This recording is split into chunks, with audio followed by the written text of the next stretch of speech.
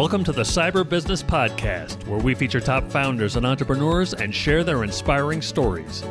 Now, let's get started with the show.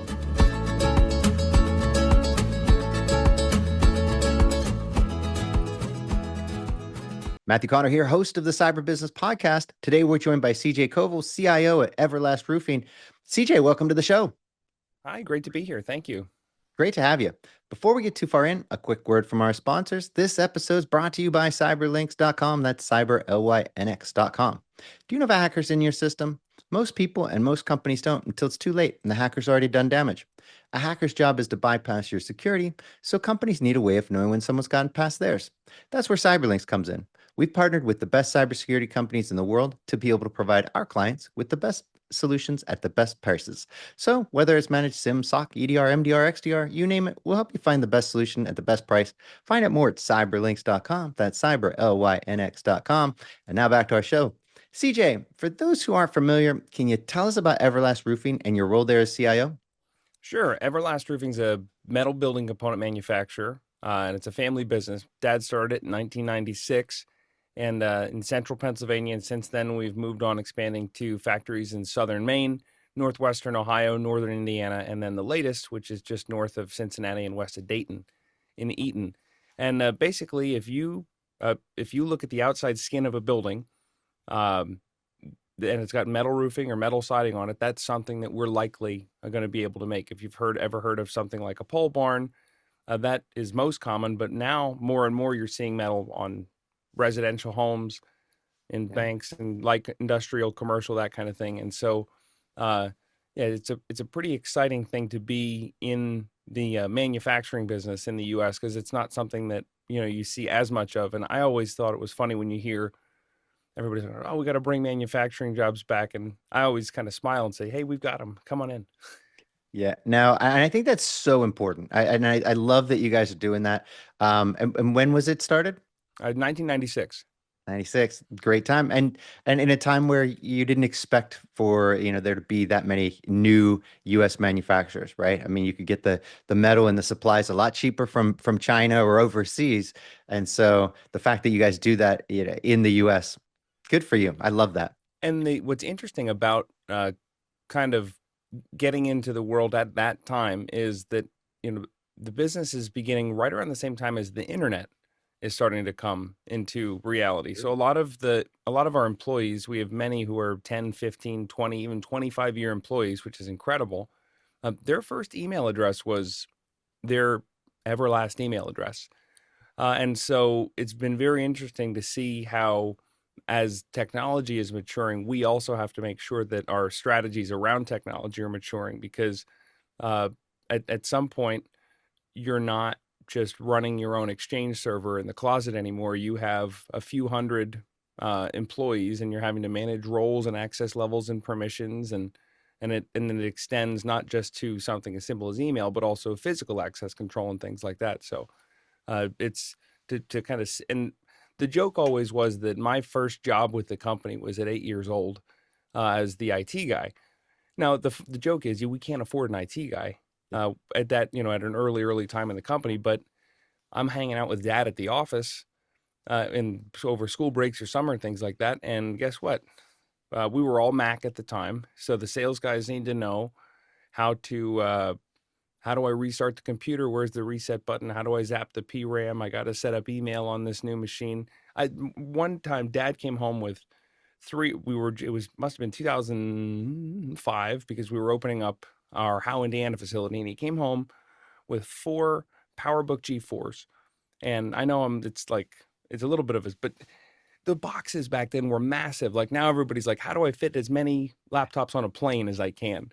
Yeah. And but at the time, Apple was not selling as many computers, and so they wanted you to feel like you bought something. So the boxes were massive, and I just remember he kind of came home and put them on the kitchen table. He's like, "All right, I need How 1, How 2, How 3, How 4. They're all going to go out and start the new Indiana facility." And then at some point, I was like, "Oh, wait a minute. This is actually a real job. People could get paid for this." I just thought it was cool to play with this stuff. And so that kind of that fed the bent into wanting to be passionate about technology and how you can use it to how you can use it to amplify your efforts and the efforts of others.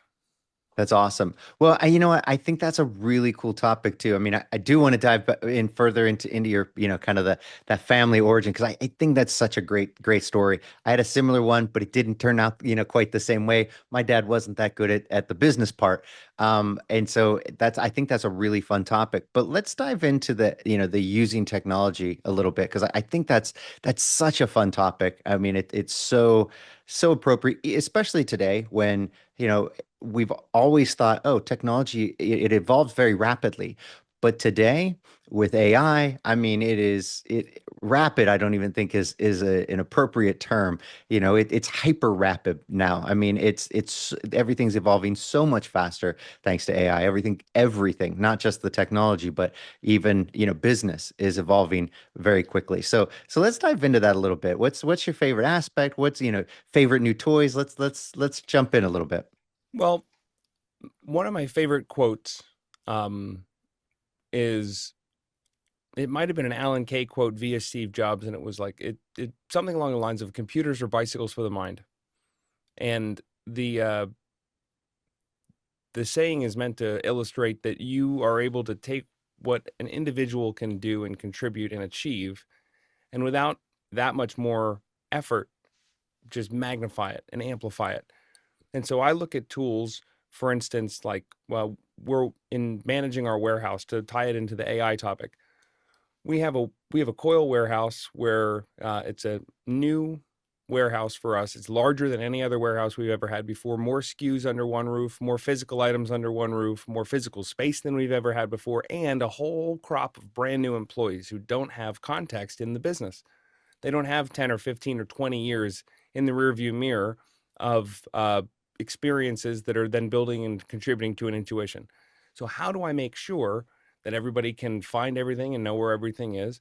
So uh, to start this, I said, okay, I'm going to go and do the job. I'm going to go out. I'm going to get on the forklift.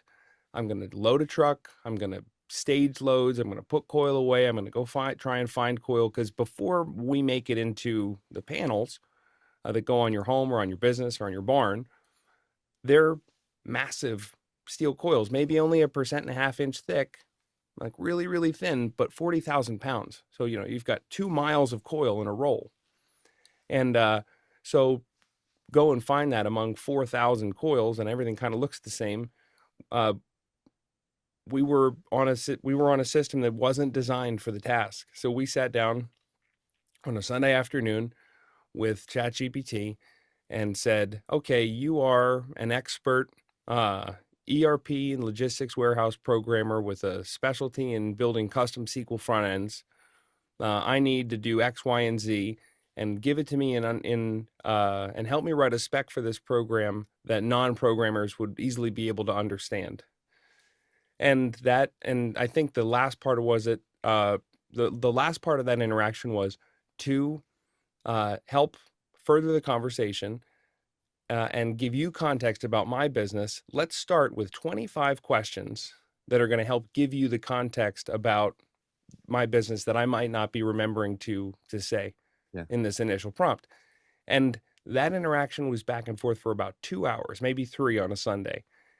And then I took that back to my team and said, hey guys, this is what I came up with for our solution. Do you think it's, and then I think we used Cursor then to take the spec, and I have a really awesome team, John Roof and Jesse Bell, who work on my team, then took that, and about 3 weeks later, we had something that could roll out into production and people are using. And now anybody who has a cell phone and has an Entra ID can go ahead and be out in the shop and be able to get their jobs done that much better. Now, nobody changed their physical ability. Nobody changed how much they knew. What changed was we were able to use that technology as a force multiplier, and we were able to use the technology, the tool, to put the right information in front of them at the right time so that they can use the monkey brain to make the right decision. And most of the issues that you run into are not that people want to make the wrong decision. They don't have the right information at the time, and they're just doing the best that they can. So it's really important not only to think about it from the perspective of the user. Start with the user experience and walk backwards. But also, if you're in the design room, if you're in the decision-making room, you've got to get out there and just spend half a day, do the job, and just think, what were all the hitches? Don't try to come up with the solutions but keep open up notes on your phone and make a little, RFI room for improvement list. And then every single time you hit a little bit of friction, a little hitch, all of a sudden that list grows and you go back to the design meeting and you know what you need to ask for. And so that's one specific area that, but just as an anecdote, we were able to say, use these new AI tools to do things that would have taken 6 months of bringing in an outside vendor and going through discovery meetings and then hopefully getting something close to what I wanted. Yep. To now we're able to do it in-house with all of our context and life experience and perspective of knowing the business. And then the programming part at least gets us to a proof of concept very, very quickly. Yeah, I mean, that's wild. That is such a great example. I mean, you're right. That's a 6 month minimum, more likely a year plus. And it's like you said, to maybe get in the right ballpark, and the expense. Geez, you just spent a fortune, right, getting to that level. Getting that solution, and yet you did it in 2-3 weeks without really spending an extra dime. Well, our Which team did it. I exactly definitely, I had the seed of the idea and I right. helped do a lot of the fact finding, but I can't take credit for the incredible work that the folks all around me do. But the point is they're in the business too. Yeah. And the the other thing, because they were making it, is you got to version 1.0 very quickly, but you're also able to now iterate very quickly because they were there. They put the plumbing in, like they know. Yep. They know how it all works. And so if I say, hey, I'd really like this on that screen, or the QR code reader is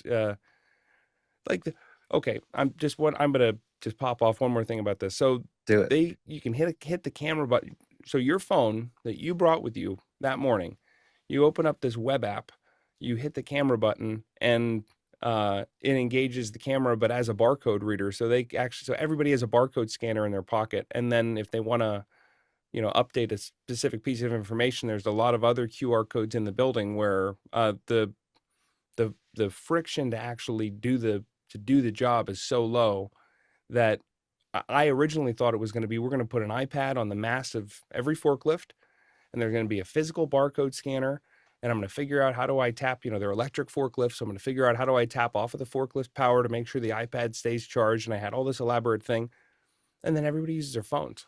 Yeah. It's like, okay, this is like, I would have never even thought of that. But because I had another smart person in the room who said, hey, we could just use the phone camera. I know a library that I can bring in for a barcode scanner and a QR code scanner. That, took it to a whole nother level. Yeah. So, and there's also nothing, not that I want to rag on consultants, but when you get in a room and they've interviewed 30 or 40 people in your company about how do they use their thing and how do they get their job done, and then they go back, there's a little bit of a design by committee effect that the thing that you were trying to achieve gets a little watered down by the time it actually gets into production. And so that's the other piece that was really powerful about that experience for me. Yeah, I mean, beyond just that, I mean, being able to implement, so quickly and so accurately with the knowledge that you have in-house. I mean, that's the real thing. You've taken this, now turned Chat GPT into your consultant that is now laser focused on your goal, and to be able to produce that so rapidly. I mean, that's, I wouldn't say priceless, but it's pretty priceless. I mean, that's incredible considering, what you had to deal with 5 years ago, 10 years ago. There wasn't even an option. That's science fiction, right? At best, you'd get a great consultant come in, you get a great, development team come in, and they would get you something decent at best, right? Or maybe they get you something good. I guess at best, they get you exactly what you were hoping for at best. But that's a big, long, extensive process. This is incredible. 2-3 And weeks, boom. also my my point of contact at that consultant doesn't get promoted or move on to another job. And then I have to restart the whole conversation. I've had a couple situations where I have had really, really good relationships with consultants. And then 18 months into the relationship, they get transferred to a different account. And now I'm back at square. And I found that, hey, I don't have and I had set aside energy to begin the relationship with this outside consultant. And I took a lot of time to make sure they understood the business so that they could deliver us a great product. And you reassigning that person has very little bearing on my schedule. And I am not in the place anymore where I can invest the hours into that other person. So you know what? When you take that individual away, I don't start the relationship over. I just kind of put you in maintenance mode because I don't have the time to start from square one. And I end up saying my relationship with that outside vendor ends up getting diminished because I don't have the personal relationship and the context anymore that I know. Listen, I am not naive to the fact of who signs their paychecks. I know that they work for the consultant, but it's my job as in a position that manages vendor relationships to make sure that my interests and the interests of our business are accurately represented when they're in meetings on the other side. And there's an art to that, and it takes time to get to that level. So, until they realize the business model for these, that they need to charge a lot more money for the LLMs and these chat tools or these programming tools, that relationship's okay. Yeah, exactly. No, and I think that's I love the model that we're currently seeing and how maybe it's not financially viable for them, long term, but boy, does it get everybody involved very quickly and get people using it and seeing the future. I mean, with the current model of it's basically free for everybody. Go ahead and use it. And I get that it's costing an absolute fortune, and those companies that pay for it and get to keep that security in-house, fantastic, right? Keep all your data housed, in your own tenant, if you will. I think that's fantastic. But for everybody else, free access to AI really helps get this, the ball rolling. So, and if you're not spending energy experimenting with AI, and you're not spending energy getting to know these tools and how they work and where there are shortcomings, you might not have the opportunity 1 year, 3 year, 5 years from now to just get in there and experiment for very low cost. At some point, there's going to be yep. a higher barrier to entry, that it's not just going to be something that everybody can do, or the direct kind of interaction, a more direct interaction with these models that we have today is going to be obfuscated behind layers of prompting and framing, and it's going to be less like you getting to play with the pipes and more like it's the plumbing in the wall. Yeah. And you just won't even see the AI. And so there's going to be a delta between the folks that have chops with using these tools and the folks that do not. And if you're pretending, or if you're in the mindset that this is just a thing that's going to go away and it's not going to be relevant to you, I think you're going to be sorely mistaken. Yeah, no, that would be a tough position to hold. I mean, that's going to be a painful position to hold because at the end of the day, you're going to be left behind, and your business will too. Just look at what you've done. That one example, multiply that by, most of your competitors, and those that aren't doing it, forget about it. I mean, they get left behind. Then they're using old techniques.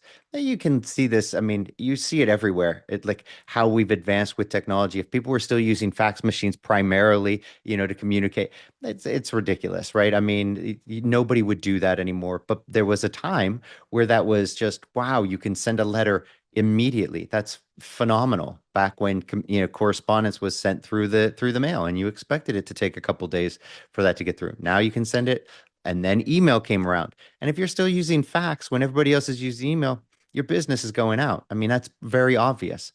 And I think it's easy to then transition that. Well, yeah, AI is the same thing for companies. If you're not, it's going to be like you're still trying to use the fax machine to do all of your correspondence. That's just not going to work. And your point about the hyper speed of the change that's going on is that there is so much happening so quickly that you can't just kind of dip your toe into one of these tools and then say, okay, I'm going to check back in 6 months. You need to have a little bit of time that you're using at least weekly, that you're kind of seeing what's new and what's possible because the change is happening so quickly. You're you start to build up this backlog of what do I need to be caught up on, Yeah. and eventually it's because of the pace of change, it becomes difficult to to make up for lost ground. It really does. I mean, I think it's easier to keep up than it is to catch up. I don't care if this is a run or if you're talking about, technology. It's just so much easier to keep up with it than to fall behind and try to catch up. Especially at this pace. And I think one of the things that I'm most fascinated with, as we talk about AI and the future, is using AI in security. I mean, I think I love your example of using AI in development. That brilliant and perfect. I mean, that is like the perfect example of how people should be using AI to help their business, stay, agile and ahead and get more done more quickly for much less, right? Phenomenal. Excellent example. And then you start talking about security. And man, I tell you, I'm not sure if you're familiar with Darktrace, but it's one of my new favorite things. It's so cool. And it's exactly what you'd think. It's using AI for security. When you're talking about email, what would you want AI to do when it comes to your email? Oh yeah, it should understand how I write email, and it should be looking at everything that's coming in. Oh, that's definitely spam. Oh, that was really tricky. They almost got you there on with that domain name, but nope. Obviously, AI is a perfect, use case for that, right? Why aren't we using that? And it's like, these tools like that are like, it's so obvious. And I think the future is going to be, filled with things like Darktrace, where it just becomes like, yeah, why weren't we doing that? Like, and obviously, I think as we move forward, it's going to be lots of those. But I'm really excited to see, where AI goes in terms of other ends of security. I mean, obviously, Darktrace does like network and they do endpoint and great. So it makes sense. But when you start talking about the other areas of security, which I think it's so important, all right? I mean, we see every day businesses getting compromised, largely by email now, but it's also by social engineering. That's the other big one. So we've kind of come back to that. Like the weakest link is the end user. So how do we help the end user? How do we harden the end user? And training is tough, right? I mean, no matter how good the education is, whether it's, a few minutes in a video and they're like, oh yeah, that's great. You know, Joey's job is still, it's not security. And so getting Joey to think about security all the time, every time, they just don't think like that, like you and I do. When we sit down at the computer, we're constantly thinking about that stuff. When an email comes in, when a phone call comes in, we see it coming. Whereas I think statistically we see that with like the seniors, how badly they're getting hit. Senior citizens, it's billions of dollars a year are going out from senior citizen bank accounts and retirement accounts, sadly, because they get defrauded. And so I'm excited to see where AI goes, from, in the realm of security and helping the end user. And kind of curious what you think. Where do you see that going, in terms of AI and the future of security? Well, all I can think when you mention AI and security is, who else is using AI? The bad The bad guys, guys. right? So I think about, there was a situation 4 or 5 years ago where there was a vendor of ours who had, I'm going to pick on Joey because we've already talked about Joey, right? Poor guy. Joey has a frontline customer service job, doing a lot of communication. Um, Joey falls for a phishing attack, gives up his credentials, and what happens is, right, Joey, there's no power that Joey's account has. He has no privileges, no access, no roles that can do anything that's really damaging. Tough to get into the systems, but it's in email. And so now we're just sitting and we're watching and we're learning. How does the CEO write their emails? How does this customer write their emails? How do we send emails to our customers? And what kind of language do we use? And this was human driven 5 or 6 years ago. And so now somebody gets a domain that looks like this vendor's domain, and then sends an email and says, hey, just wanted to give you our updated ACH information. And then, 2, 3, 4 weeks go by before anybody knows the money's going to the wrong place. Yep. Now you don't need to have a clever bad guy to do that. The hallmarks of the phishing email, the poorly formatted text and the wording that's a little off, or the spelling and grammatical errors, or the image that's just not quite right. That's as good as a solved issue if you have an AI tool that is used for nefarious purposes. So Right. for me, it's you need to be able to combat a threat actor with AI with a tool that is equally as powerful. And if we thought it was a cat and mouse game before, it's, just taken to a whole different level now. It also, I think, is going to be for um on a positive note, be a death knell to email, because email's the worst. Yeah. It's because it's everywhere and everybody has it. It is for so much the default way of communication, and the issue is there's poor, unless you're going to stand on your head with rules and priorities and a bunch of exceptions and sorted mailboxes, or hire a human to deal with an inbox, which not everybody has the luxury of. Yeah. It's very tough to separate the wheat from the chaff and figure out, okay, which of these things are actionable. And so now it's to the point where if it's urgent, people know that they should not email me about it, because I'm going to get to the email. I get a tremendous amount of email, and I don't live in front of a computer. I'm in front of my business's people. How am I developing people and helping people? If I were sitting in an office all day and staring at my email, I'm not making effective use of my time. And so that's a private hope, is that it forces us, because of the inherent security issues with email, that other forms of communication become more popular. And you see that a little bit with Teams and Slack, and even I find, actually, I do more business over a text message than I ever did before. And from people who never even thought, people that I would have thought 10 years ago didn't know how to text message, are using it. And then also, it kind of brings me back to the more human connection of whether face-to-face or using video. Like what we're doing right now is something that was a necessity during COVID, right? During the pandemic, during the lockdowns, people couldn't travel. There was still the need to have that face-to-face communication. And it is, it is with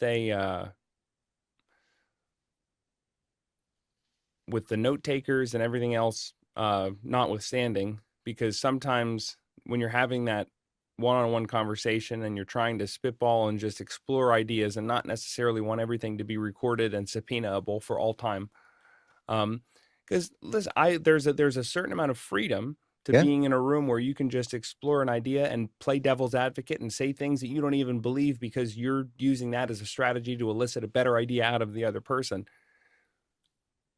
We don't want every one of those meetings written down word for word. There is a place for the AI note takers and the summarization tools, because they do a really good job.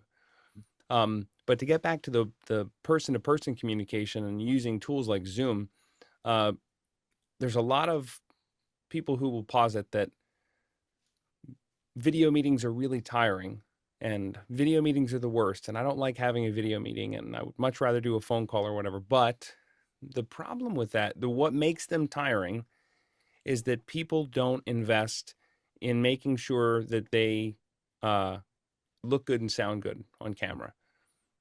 There's something about intelligibility of speech that when if you listen to a podcast where there's poor audio, or if you see a video where there's poor audio, you will turn that video off if it's hard to listen to way sooner than if it's hard to watch, if there's a video quality issue. Now, that said, when we're talking about communication, there are also a lot of things that are not said. All the nonverbal communication, your tone of voice, but also your facial expressions, all the little things. Like we've got how many just lifetimes and eons of evolution that have trained us to pay attention to what does it look like in somebody's eyes when they're talking?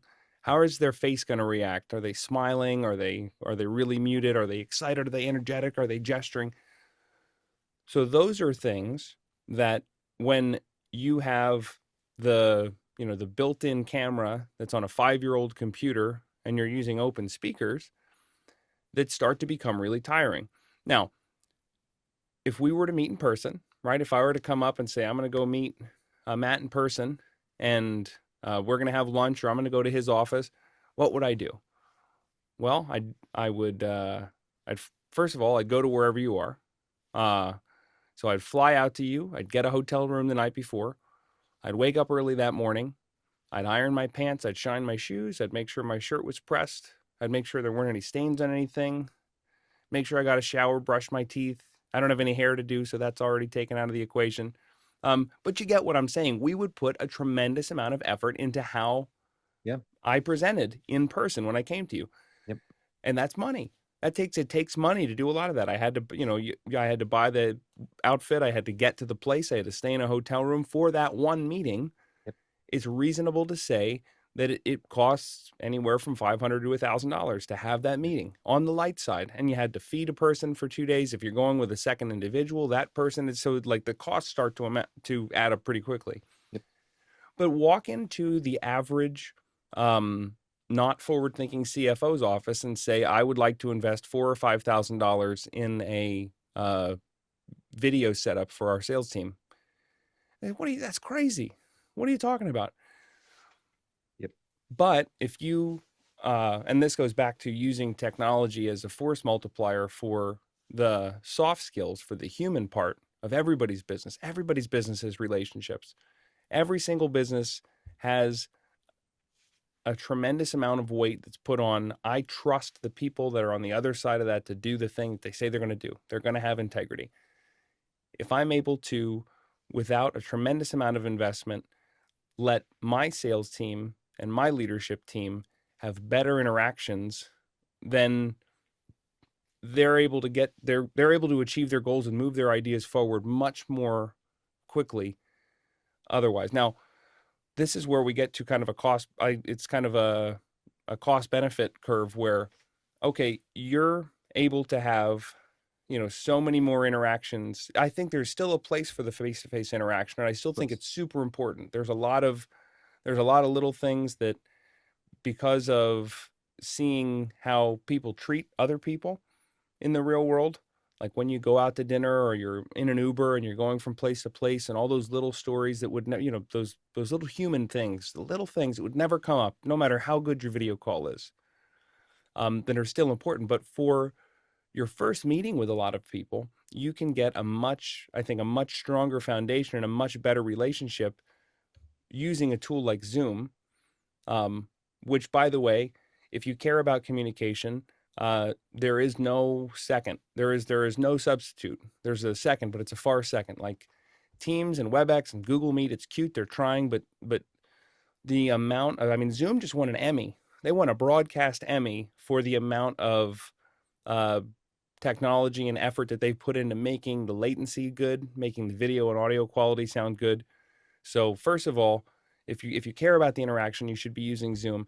But second, putting investment into just grab a couple lights. It sounds silly. Everybody's like, I'm going to do lighting, but like you can take the cheap $200 webcam that looks okay and just throw a ton of light in front of it, and all of a sudden it looks like your camera looks really good. Buy a microphone. Buy a microphone that you can spend $150 or $200 on, like a little Shure MV6 or something like that. And you don't have to have it like big in frame. Like I've got a microphone here, and it's a lot of a microphone, but it was only like $200. Guess what? I'm going to put it right out of frame. It's going to be okay. It's not going to be a distraction. Most people will forget that it exists after a while, and sure, it'll be a distraction at the beginning of the meeting. And somebody says, "Oh, because I get it." Like when I'm dealing with people who work at a steel mill or a chemical company, who this is like the furthest thing from their purview and things that they want to talk about. Yeah.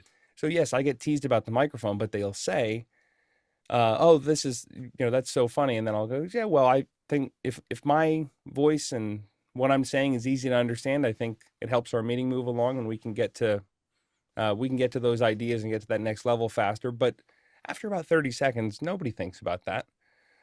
And then the last thing that I think businesses need to pay attention to when it comes to the communication aspect, and again, talking about how there are so many avenues for, and I know that we're not that far off from a threat actor being able to impersonate someone over video. Right. So if you have a lot of video conversations, it becomes harder for them. Like, people will get to know what you're like to talk to and have a human relationship with. But the other thing is, I actually went out and bought a teleprompter. And not because I want to read off of a teleprompter. That's not what I'm after.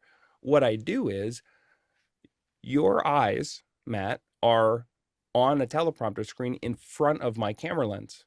So when I look at Matt, Matt sees that I'm looking at him. I'm not looking over here, looking over there, looking over here. No, I'm looking right down the lens at you. And that is that piece of eye contact is another thing. It's a little thing, but somewhere at a subconscious lower brain level, people will pick up on that, and people will find that you get to a point where you get to a level that is aspirationally where I want to be in any solution that I'm creating, whether it's the app that we were talking about earlier, whether it's a video call, whether it's an improvement to our ordering process or how our ERP works. I'm starting at the human user interface, user experience level, and working backwards, because when the technology gets out of the way and all you can focus and all you can think about is just that you're able to do the job, like in this conversation, when the technology melts away and the only thing left is just us being present in this conversation, that's where I think our job as technology leaders needs to be, because it's so often you get into the trap of doing technology for technology's sake. But if you forget about that the technology is there to support the business, and how do you use it to be that accelerator for all of those normal people? Steve Jobs called them mere mortals, right? But all the people who they have their areas of strength and they can do things that I could never in a million years do, and they have a tremendous amount of value. How do I use what I'm good at and my area of strength to make them better? Yeah. No, I think that's just so well said. And I think it is really the modern day equivalent of putting on your clothes, making sure that you're not disheveled, presenting yourself. Like, if it's a face-to-face meeting, as you said, you got to iron everything, make sure you look good, make sure your breath doesn't smell bad, right? All these things that you do before going in to meet somebody in the real world. I think that the modern day equivalent is making sure your background looks good, making sure your voice is there, having your setup, and then now I think subconsciously it translates, right? Subconsciously, when you're not like looking over here the whole time because you've got your thing all screwed up, your camera's here, your view of the other person's there, and now they're looking at the side of your face the whole time. Like, that's just weird, right? It's the tantamount to having just having these weird interpersonal connections. It's like, I just didn't really connect with them. How could you? You saw the side of his face the whole time, right? You're not going to connect with them. And so I think the more you can use technology and piece this together to where subconsciously people now connect. They're like, oh, the fact that you sound good because of the mic, the fact that we see your actual background instead of some fake background. I think those have a subconscious effect on the other user when they hear you like you're right here in person versus some tinny, crappy, built-in mic that's 5 feet away and it's picking up all kinds of crazy background noise. Nope. Now you're nice and clear. I see your background. It all seems very transparent and open and honest, the way you'd want to be seen when you're talking to people versus seeing the side of their face, crappy, and everything's just kind of off. The You're not going to Jello have that head, connection. the Jello head that you see, that like kind of people get like that Yeah. weird frame around them and then Yep. I love when a corporation mandates the employees to use a virtual background. You just look silly. Yep. I'm like, there's a cheapness about it that, like, the technology is just not there yet to the point where it can make you look like you're in front of a green screen. And even if you were in front of a green screen and everything was perfectly lit, there is an artificiality to it. If somebody was if somebody was looking like this at their computer screen while you were in a physical meeting with them the whole time, you would get annoyed. Yep. So the Zoom fatigue is just poor conversation etiquette fatigue. I think we're having trouble picking up on all those things, and yet to consider it the coat and tie, the new the 21st century coat and tie is a different way to think about it, but I think it can help us all be better communicators, and that's really everybody's in the business of communication in some way or another. Yep. I mean, it's just like, people were like, oh, I don't like sales. Sales is lead. Everybody's in sales. Like literally everybody. Parents are selling to their kids. Everybody is selling constantly. So I think this is the same thing here. We're all in sales. We're all in communication.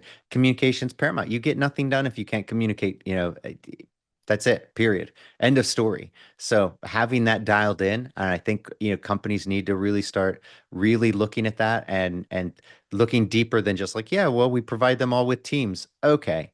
And we mandate the virtual background. No, you need to really take a real look at this. Like you said, I think the communication fatigue is because of all of these little things. I think you nailed it. And I think companies really need to take a hard look at this and start tweaking that. And as people do, and if they don't, that's fine, because the people who do take advantage of it, they've got that advantage. It's like the people who don't use AI. Great, don't do it. It's your own, you're signing your own death certificate. Right. That's what's happening. And the same when it comes to using technology for communication. You don't have to do it, but you're losing an advantage that's so easy to gain. So yep. I love this. And CJ, thanks so much for coming on. This has been an absolute pleasure, a great conversation. But before we go, can you tell everybody where they can find out more about you and more about Everlast Roofing? You can check out our website, everlastroofing.com. We also have our new like gauge steel service center that we opened up in southwestern Ohio as Progressive Processing.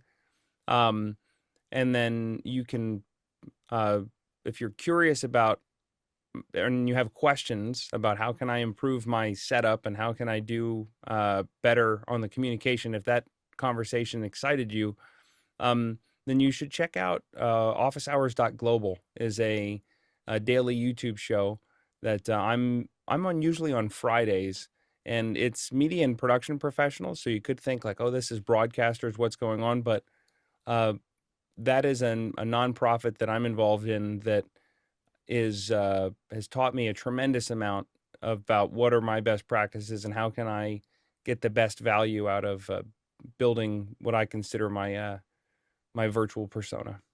I love it. I look forward to checking that out. CJ, until next time. Awesome. Thanks, Matt.